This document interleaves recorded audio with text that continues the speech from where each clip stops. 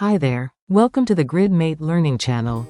Today, we're reviewing new admin controls that allow you to disable file downloads and prevent direct uploads to Salesforce files.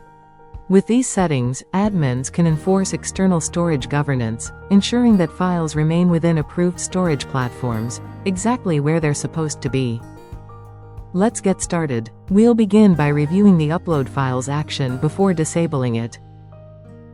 After that, we'll move on to the download action. First, edit the Lightning page in the App Builder. Locate and check the Disable Salesforce Upload option. Click Save, then click Back. As you can see, the Upload Files action is no longer available, just like that. Now, let's walk through the steps to disable the download action.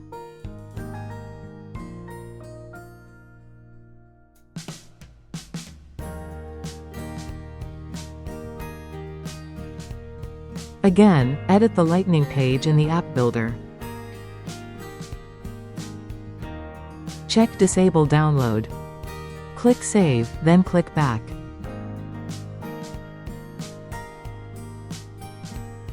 The download action is now no longer available. Mission accomplished. And that's it. Thank you for watching.